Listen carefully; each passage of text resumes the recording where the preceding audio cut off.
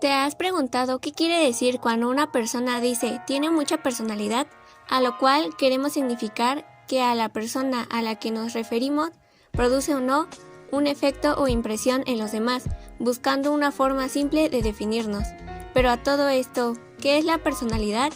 El concepto de personalidad se refiere a un patrón de comportamiento, pensamiento, motivación y emoción distintivo, y relativamente establece qué caracteriza a una persona, identifica al conjunto de distintas funciones psíquicas que se expresan en el curso del ciclo de vida, de manera dinámica a través de comportamientos, y por último, pero menos importante, su significado primitivo era máscara. Pero no solo hay que quedarnos con esto.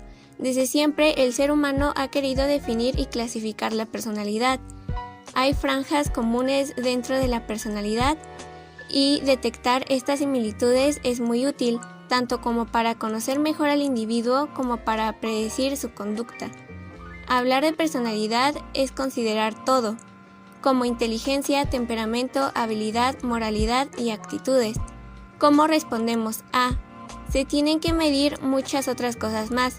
Por eso, es una organización mental total de un ser humano en los estadios de desarrollo.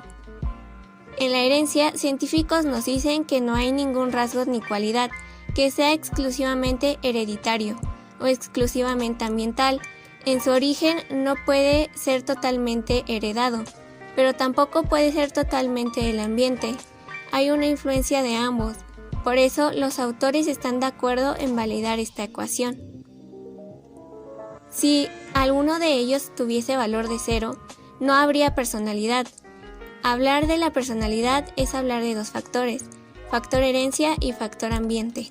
El ser humano es de naturaleza biológica, el ambiente y el sistema nervioso son dueños de la personalidad, por lo tanto, la personalidad representa el modo de supervivencia que el individuo ha elaborado, consciente o inconscientemente por sí mismo. El desarrollo se basa en un continuo cambio-constancia, que va desde la niñez temprana hasta la edad adulta, produciendo que cada dimensión de desarrollo tenga su influencia en las otras, así los cambios, los procesos cognitivos y viceversa.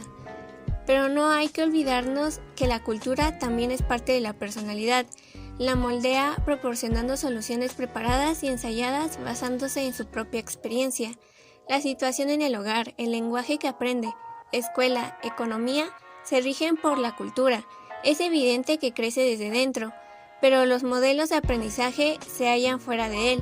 Desde pronto aprende los valores de su cultura, hogar, iglesia, lectura, televisión. Desde esta manera nuestra cultura, o cuando menos, las características de la misma que hemos interiorizado pueden convertirse en motivacionales en nuestras vidas. La psicología ha contribuido profundamente el establecimiento de evaluaciones y de procesos de diagnóstico en materia de estudios de la personalidad, que tradicionalmente han tenido más peso a lo largo de la historia de la psicología. Uno de ellos fue Raymond Cattell. Su teoría de la personalidad es una de las más famosas y reconocidas teorías factoriales de la personalidad. Para él, la personalidad es aquello que permite predecir lo que una persona hará en determinada situación, es decir, cómo va a actuar ante esa situación un estímulo. Debe ser medible y cuantificable. Cattell dividió su psicoestadística en 4 principios: métodos, estructura, dinámica, evolutivo y social. Y todo esto lo mete en una serie de herramientas de test y estrategias para poder medirlos, colocándolos en una línea de medición para poder hacer estadística y poder obtener resultados en base a lo que es medible. Para medir la personalidad, Cattell usa 2 unidades, la normativa y la ipsativa.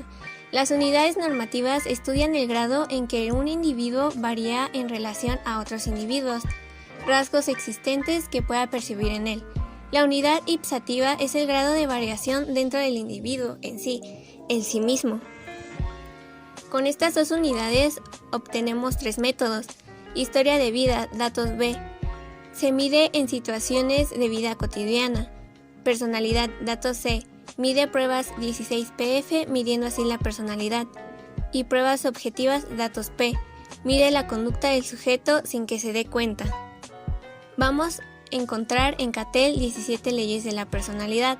Con esto existen dos tipos de rasgos principales.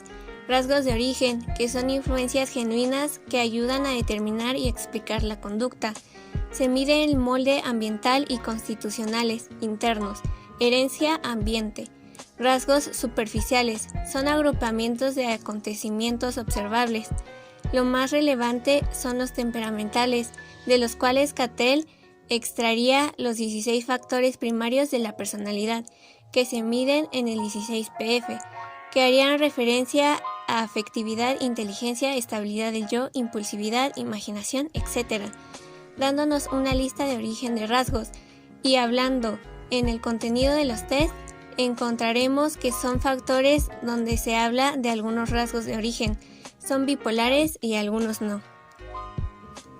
Eysenck no le puso nombre a la personalidad, pero sí consideró qué cosas medir para la personalidad.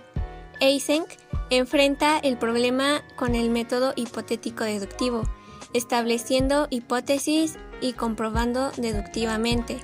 El MPI fue diseñado principalmente para medir el neuroticismo y la introversión. El test EPI de papel y lápiz consta de 48 ítems, 24 relacionados con los factores del neuroticismo y la introversión-extroversión. Eysenck encuentra y aísla 3 factores principales en los cuales pueden agruparse todos los demás, siendo estos la introversión, extroversión, neuroticismo, no neuroticismo y psicoticismo, no psicoticismo.